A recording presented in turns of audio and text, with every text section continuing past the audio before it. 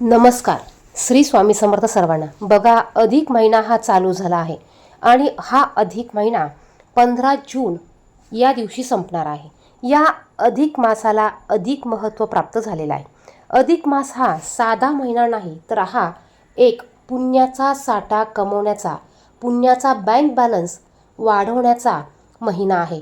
एक बोनस म्हणून आपल्याला मिळालेला महिना आहे. हा महिना प्रत्येक 3 वर्षातनं एकदाच येत असतो आणि ह्या महिन्यात कमवलेले पुण्य हे अधिकाधिक पटीने हे जास्त मिळत असते. म्हणून हा महिना आपल्यासाठी पुण्याचा महासागर मानला जातो. बघा, या महिन्यात आपल्याला काही नियम पाळायचे आहेत. आपण नक्कीच या नियमांपैकी एक नियम आवर्जून संपूर्ण अधिक महिन्यामध्ये पाळायचा आहे. आता या अधिक महिन्यामध्ये अनेक उपाय केले जातात, अनेक सेवा केल्या जातात. त्याचप्रमाणे शुभ कार्य या महिन्यात वर्ज केले जातात. म्हणजेच साखरपुडा, मुंजन, ग्रहप्रवेश यांसारखे शुभ कार्य या महिन्यामध्ये केले जात नाही.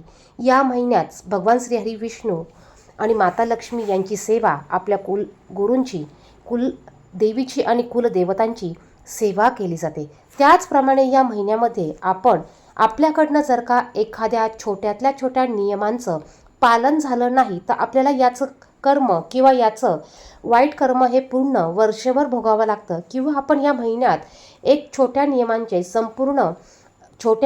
जरी पालन केलं तर आपल्याला संपूर्ण वर्षाचं पुण्य मिळतं. पण जर का चुकीची गोष्ट आपण केली तर ते पुण्य आपलं नष्ट होतं. आणि म्हणूनच आपल्याला या महिन्यात कोणत्या चुका करायच्या नाही, किंवा 99% लोकांना हे नियम माहिती नसल्यामुळे त्यांच्याकडनं कळत नकळत चुका होतात.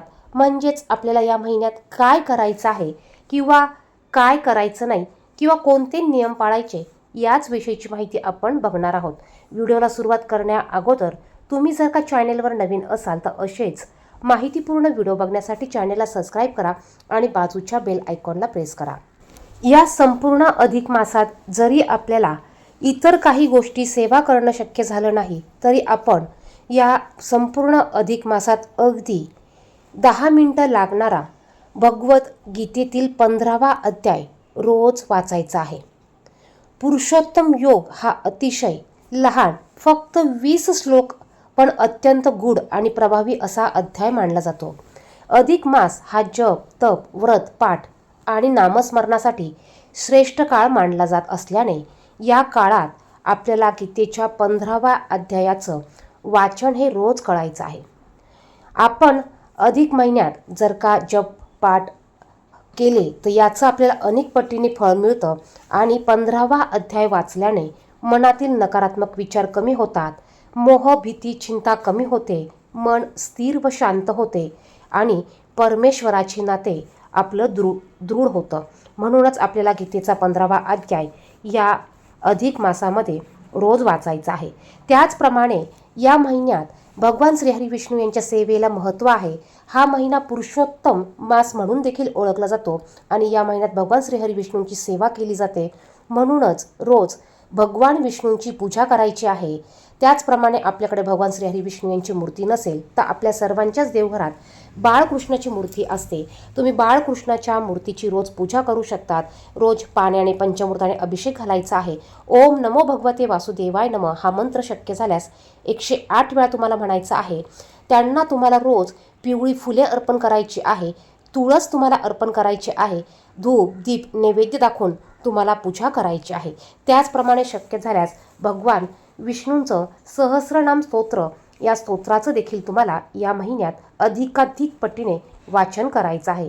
त्याचप्रमाणे हा संपूर्ण महिना, जसं आपण श्रावण महिना पाळत असतो त्याचप्रमाणे हा संपूर्ण महिना मांसाहार वर्ज्य करून पाळायचा आहे.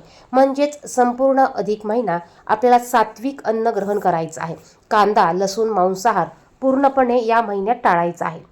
या महिन्यात आपल्याला शक्य होतील तेवढ्या सेवा, म्हणजेच गुरुचरित्र ग्रंथाचं पारायण, त्याचप्रमाणे नवनाथ भक्तिसार ग्रंथाचं पारायण, भगवद्गीतेचं पारायण, अधिक मासाची कथा, दुर्गा सप्तशती या ग्रंथाचं पारायण, स्वामी चरित्र सारामृत या ग्रंथाचं पारायण. त्याचप्रमाणे आपल्याला जर का इतर पारायण माहिती असतील तर त्याचं पारायण आपण या महिन्यात करून अधिकाधिक आपण पुण्याचा साठा हा प्राप्त करू शकतो. त्याचप्रमाणे अधिक महिन्यामध्ये आपल्याला सकाळी लवकर म्हणजेच ब्रह्ममुहूर्तावर सूर्योदयापूर्वी उठून अंघोळ करायची आहे. याने देखील आपल्याला पवित्र नदीमध्ये स्नान केल्याचं म्हणजेच तीर्थक्षेत्रावर स्नान केल्याचं पुण्य प्राप्त होतं. रोज आपण अंघोळीच्या पाण्यात थोडंसं गंगाजल टाकून अंघोळ करू शकतात. त्याचप्रमाणे हा संपूर्ण महिना भगवान श्रीहरी विष्णू यांना समर्पित असल्यामुळे आपण आपल्याकडे जर का नित्यसेवेचं पुस्तक असेल तर यामध्ये आपल्याला पुरुष सूक्त हे स्तोत्र दिलेलं आहे. या स्तोत्राचं पठण आपल्याला करायचं आहे. जर का तुमच्याकडे नित्यसेवेचं पुस्तक नसेल तर तुम्ही यूट्यूबला सर्च करून ते श्रवण करू शकतात किंवा गुगलला सर्च करून त्याचं तुम्हाला रोज वाचन करायचं आहे. त्याचप्रमाणे विष्णू सहस्रनाम स्तोत्र हे रोज वाचायला जमत नसेल तर तुम्ही ते यूट्यूबला लावून देऊ शकतात आणि ते तुम्ही श्रवण करू शकतात. त्याचप्रमाणे हा संपूर्ण महिना मौन पाळण्यासाठी अतिशय उत्तम मानला जातो. आता रोज संपूर्ण महिना मौन पाळणं तुम्हाला शक्य नसेल तर किमान या 33 दिवसांपैकी एखाद्या दिवशी आपल्याला संपूर्ण दिवसभर मौन पाळायचं आहे. बघा, या संपूर्ण महिन्यातील एखादे दिवस आपल्याला मौन पाळायचं आहे. त्याचप्रमाणे ह्या संपूर्ण महिन्यात एकभुक्त जेवण केलं जातं म्हणजेच एका वेळेला जेवण केलं जातं. त्याचप्रमाणे या संपूर्ण महिन्यात आपल्याला दररोज भगवान श्रीहरी विष्णू यांना प्रिय असलेली तुळस, आपल्याला तुळशीची पूजा करायची आहे. तुळशीसमोर शुद्ध गाईच्या तुपाचा दिवा लावायचा आहे. गरजूंना अन्नदान द्यायचं आहे. पक्ष्यांना अन्न घालायचं आहे. गाईला आपल्याला हिरवा चारा, गोग्रास किंवा भाकरी चपाती आपल्याला खाऊ घालायची आहे. याने देखील आपल्याला 33 कोटी देवतांचा आशीर्वाद प्राप्त होतो. एखादा गरजू व्यक्ती असेल, भुकेला असेल, त्याला तुम्हाला अन्न द्यायचं आहे, वस्त्र द्यायचं आहे. त्याचप्रमाणे या महिन्यात ब्राह्मणाला केलेलं दानाचं देखील पुण्य हे अधिक पटीने आपल्याला प्राप्त होतं.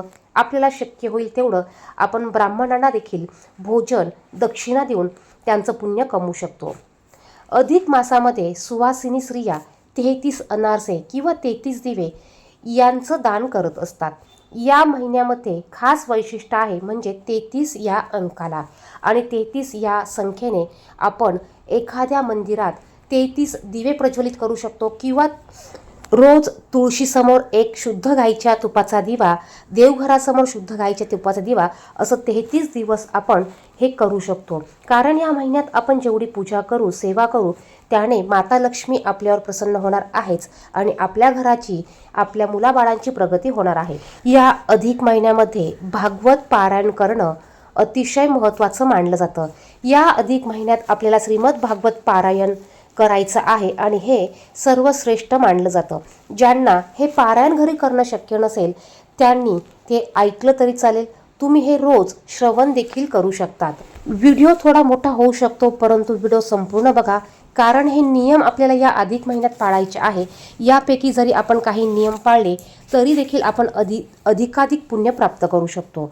अधिक महिन्यामध्ये लेक जावयाला श्रीहरी भगवान विष्णू लक्ष्मी नारायणाचा जोडा मानून त्यांचं आपण घरी बोलावून त्यांना जेवायला देऊन कपडे, वस्त्र किंवा आपल्या यथाशक्तीने भेटवस्तू देऊन त्यांचा आपल्याला आदरातिथ्य करायचा आहे, मान सन्मान करायचा आहे.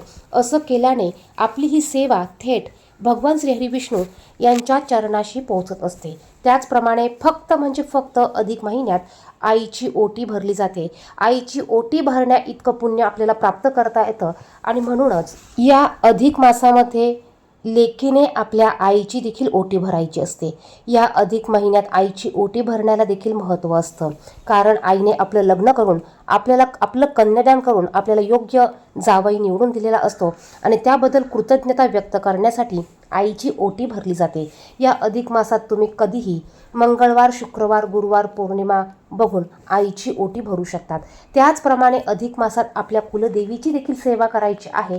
अधिक मासामध्ये संपूर्ण 33 दिवस तुम्ही कुलदेवीची सेवा करू शकतात. ज्यांना शक्य नाही त्यांनी केवळ शुक्रवार आणि मंगळवारी आवर्जून कुलदेवीची सेवा करावी. कुलदेवीला अभिषेक घालावा. ओम ऐं ब्रीं क्लीं चामुंडान्विच्छ या मंत्राचा 108 वेळा जप करावा. शक्य झाल्यास दुर्गा सप्तशती या ग्रंथाचा पाठ करावा, पारायण करावं. कमीत कमी एकदा तरी आपण या ग्रंथाचं पारायण या महिन्यात करावं. ज्यांना शक्य असेल त्यांनी रोज करावं. ज्यांना शक्य नसेल त्यांनी फक्त मंगळवारी करावं. ज्यांना तेही शक्य नाही त्यांनी सिद्ध कुंजिका स्तोत्र याचं पठण करावं. श्री सुक्तम याचं पठण करावं, दुर्गा चालिसा याचं पठण करावं. बघा, या महिन्यात आपल्याला होतील तेवढे नियम पाळायचे आहे, होतील तेवढ्या सेवा करायच्या आहे. ज्यांना शक्य आहे त्यांनी या सर्व गोष्टी करा, ज्यांना शक्य नाही त्यांनी होतील तेवढ्या गोष्टी करा. दररोज तुळशीसमोर दिवा प्रज्वलित करा. तुम्हाला शक्य झाल्यास 33 देवांच्या मंदिरात 33 दिवे तुम्ही दान करू शकता. धन्यवाद.